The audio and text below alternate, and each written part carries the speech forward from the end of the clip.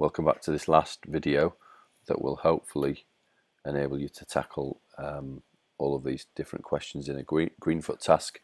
The last one we added a sound, which was fairly straightforward, adding a sound for when we remove an iceberg from the world. And in this last one we're going to add a counter and edit the ship's code so that the counter displays how many icebergs have been broken.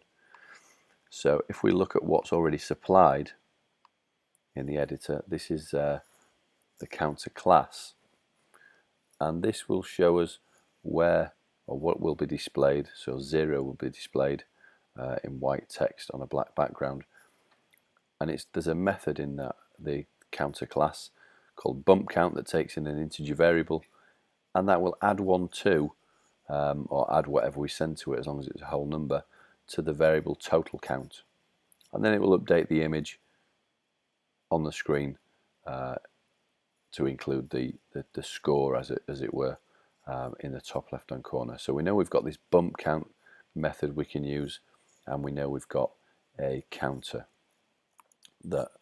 counter object that we can utilize. So first things first, in our world, because this is where we want to place our counter, let's bring this code over here. Right at the top there, I'm going to make a new variable of type counter, and I'm going to call it the counter. Okay, so we're making a variable there of type counter, and then when we're preparing our world, what I'm going to do is I'm going to use that variable, the counter, what I've just made, and I'm going to make it equal to a new instance of a counter, which we know exists in our counter class. I'm going to add the object, which again we call new counter, the counter. I'm going to add that to our world. I'm going to put that at the top left hand corner, so cell 00. So if I compile this now, you'll be able to see that we've got 0 at the top there. Now, this isn't going to do anything yet, but at least we've got our counter orientated in the place that we want it. One other thing I'll have to do in the world is I'm just going to pop another method in there. I can pop this, I guess, under here. I'm going to pop another method in there called public counter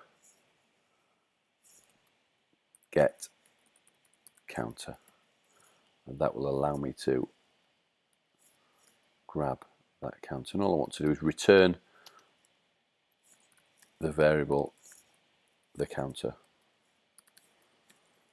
So what that will allow me to do is, with the counter that's initialized here and added to the world, I can kind of grab that when I need it, and then I will be able to send a variable to that, or increment the variable to that, or add one to it every time I want to be able to grab an iceberg or break an iceberg. It will increment this value by 1. So that's kind of some housekeeping, I suppose, that we've done. We've popped the code in the ocean to place it into the world, and we've enabled ourselves to be able to get whatever that counter is by making a method in there. So lastly, in the ship, what I'm going to do, we've already used some stuff here for if we interact with an iceberg, so we can remove it and we can play a sound. But now what we can also do is we can say, well, when we've played the sound, or we could do it either before or after we've played the sound, the counter equals ocean dot get counter. So I'm now using that method that I just made to grab the counter so that I can use it within the ship's code.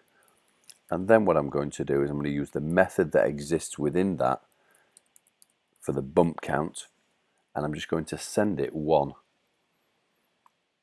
because I'm just going to add 1 every time I collect or break an iceberg. So I'm going to reset the code and run this, and hopefully when I run this, when I move the ship around, if it interacts with iceberg or shares the same space, then you'll hear a popping sound. It'll remove it from the world and it will add 1 to the counter. Here we go. There's the first one. Second one. I'm going to chase these icebergs down now for the rest of the video. One left. There we go. So now we've got 4 in the top left hand corner, so it's successfully counted our icebergs, and it did that by making 1 variable there of type counter, making a new instance of the object counter and adding it to the world, adding 1 method to be able to grab that counter, and then with the ship we have got the counter to be able to work with it in this class and added 1 to it using the bump count method. So in summary, looking at the paper that we started with, all you'd have to do now is to save your final world as final icebreaker. So save as, and then final icebreaker, and you would hopefully have grabbed all the marks for the Greenfoot section of the code. Good luck.